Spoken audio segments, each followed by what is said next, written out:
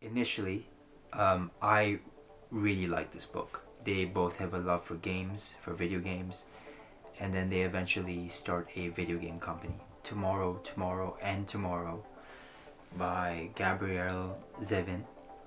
I was drawn to it because I saw it everywhere. So I know this was quite a popular book 2 years ago. So I thought I'd give it a try now and read it. It revolves around two people, Sadie and Sam. You sort of like understand their friendship, how they grow up, and then they both have a love for games, for video games, and then they eventually start a video game company. Initially, I really liked this book. I wouldn't say it's perfect, but I'd say I really enjoyed it. It didn't take me a long time to read because it was written in a way that makes you want to read more. And her style of writing is very easy to understand, not in a bad way. So one of the things that I really appreciated with this book is how it's creatively written. Zevin really moves back and forth between the present storyline and the past storyline.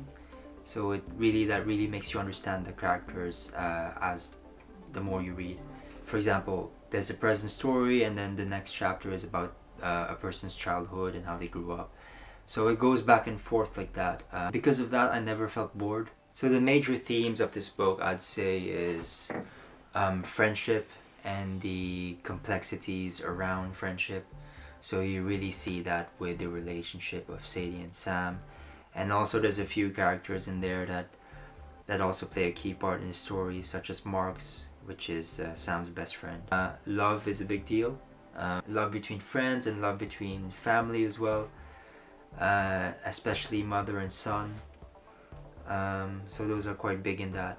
There's a few emotional moments in this, which really struck. So yeah, without spoiling into too much, it's about love in its many forms.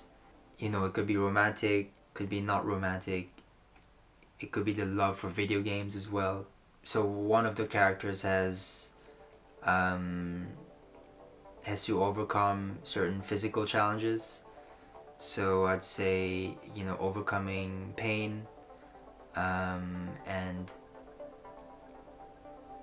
being resilient with things is really also a theme in this. I'm trying not to spoil too much, but those are big themes in that.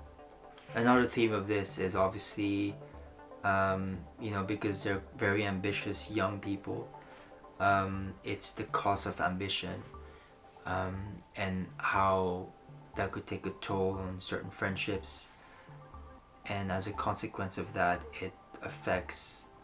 how it affects the people around you. So the things that frustrated me in this was, not all characters are perfect, but some of their decisions and the way they react to things, and how they react to each other at times because of certain events. It was a bit harsh, I feel, how a certain character acted towards the other. Yeah, if you've read the book, you know what I'm talking about, perhaps. But I guess that just shows that, not everyone's perfect and everyone has their flaws. So who should read this? If you're into video games, if you grew up in the 80s and 90s and are very aware of the video game culture, you'll get a lot of the Easter eggs in this. Not personally into that culture that much, but I still appreciated it.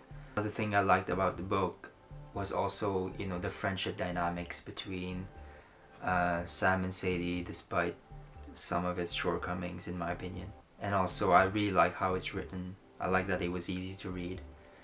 And I felt like after each chapter, I understood the characters and the story more and more. There wasn't really a lot of filler in this. It was well paced. So as a result, I'd give this 4 out of 5 stars, perhaps. It's quite a creative book. It's very compelling. And if you're looking for a story that's quite character driven and that centers around ambition, creativity, and friendship, then I'd say this is the book for you. So yeah, thanks for watching.